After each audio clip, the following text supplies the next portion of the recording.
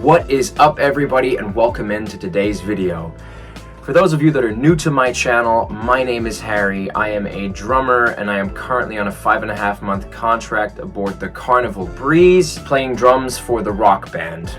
For those of you that have seen my videos before, welcome back. Thank you for being here. Thank you for watching. Today I thought we would talk about the ups and downs, the pros and cons of working and living aboard a cruise ship. Now, let me preface this by saying this is obviously only from my experience thus far. I've been on the ship for 10 weeks and this is my first contract. So again, this is just literally from my point of view, from what I've experienced so far. So yeah, without further ado, let's get right into it. So the first upside of being a musician aboard a cruise ship is you play almost every night and you get paid very well to do so. Now here aboard the Breeze, we play 6 nights a week and we play 3 hours a night, so we play 3 sets. We're playing all different styles, so that's another thing. You are enhancing your skills as a player because you're playing everything from rock to country to 80s and more, so you are certainly enhancing your technical abilities and your skills for playing different music.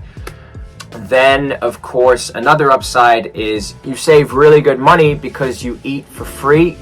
You get free accommodation on the ship, and you can go do pretty much every activity on the ship for free, except for if you're maybe doing spa visits or getting a haircut, or you're getting food or drink at the bakery. Like, I get my daily coffee that I have to pay for, although with that being said, you do get a discount. So here on board we have a thing that's called a folio card. You basically load money on it and then you can go and pay for things on board, and because you're a crew member you get a discount.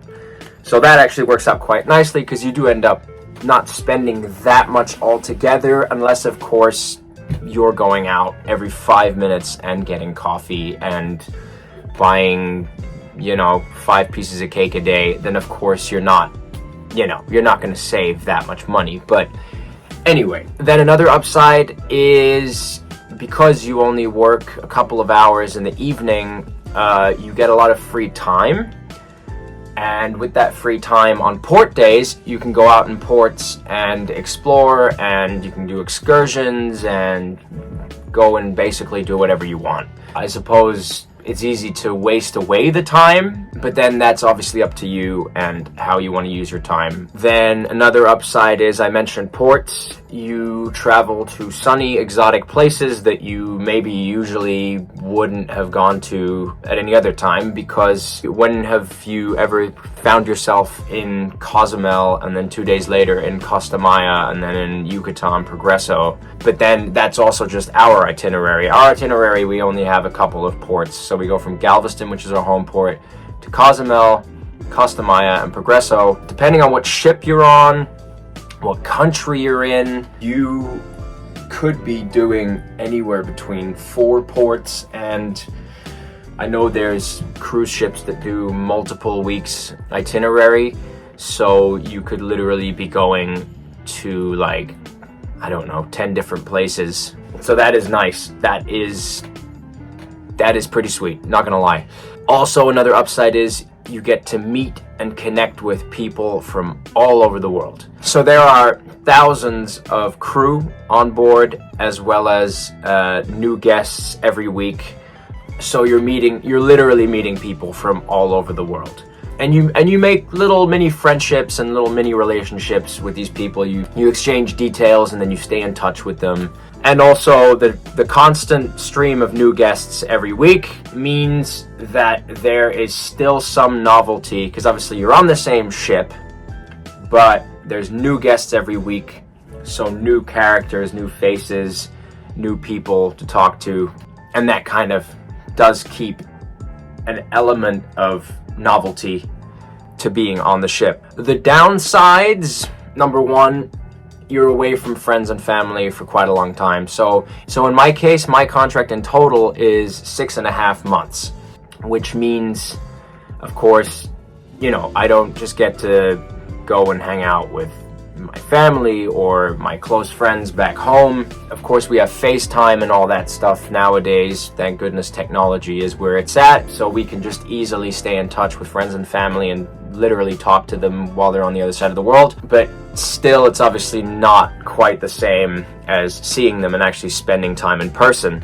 Then another downside that I guess maybe isn't that obvious is there are constantly people signing on and off every week. So, yes, you will meet new people every week and you'll make new friendships constantly. But then the downside is that they will sign off eventually. And of course, you're like, oh, well, so-and-so isn't here anymore.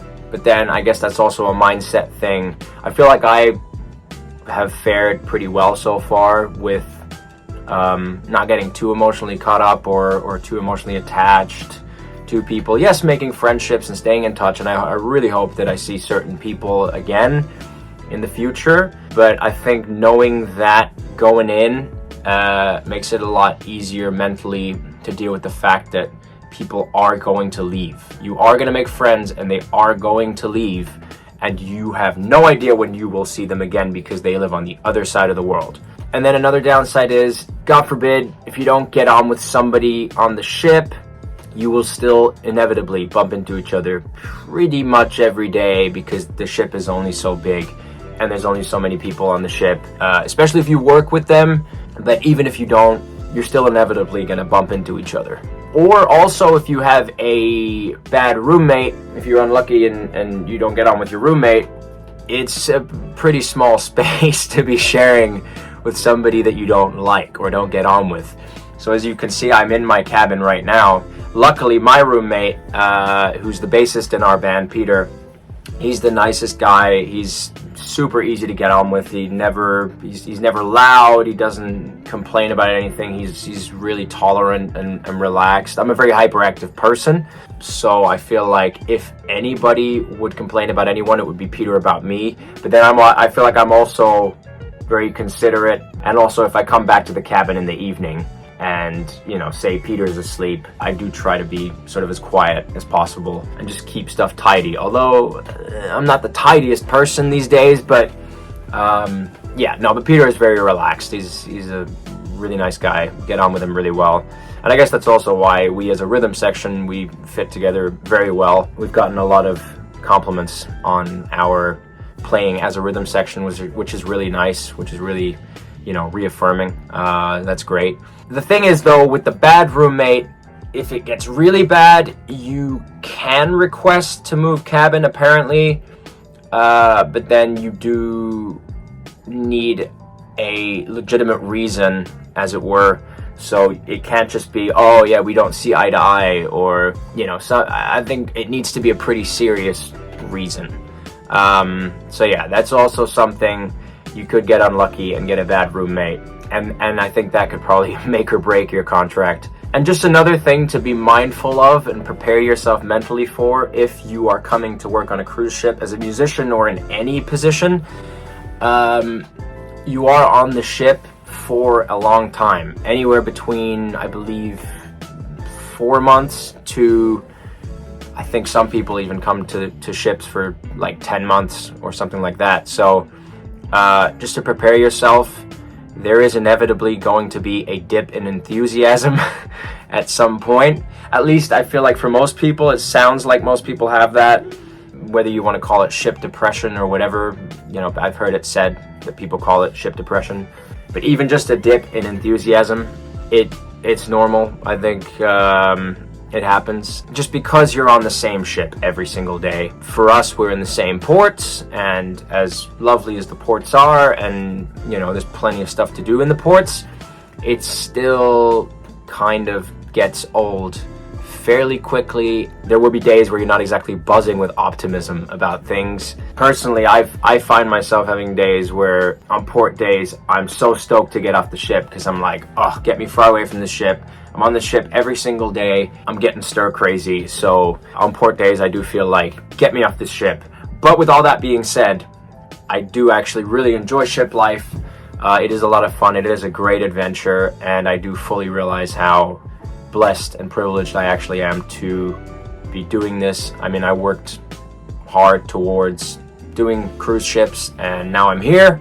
So it's easy to take stuff for granted while you're doing it. I feel like I'm still mindful of how grateful I am that I'm able to live this life, at least for now. You know, who knows how long I'll be doing this. But yeah, so that's just a couple of things off the top of my head that I could come up with. Let me know in the comments if you enjoyed this video. Thank you for watching, and let me know if you want to see more of this type of stuff. As some of you know, I've done vlogs on cruise ships, and I'm gonna do my best to keep those coming on a regular basis. But yeah, let me know if you want to see sort of more videos of me talking about cruise ships and the ins and outs of cruise ships. With that being said, yeah, subscribe to my socials, please subscribe to my channel. Thank you for watching this video, and I will see y'all in the next video.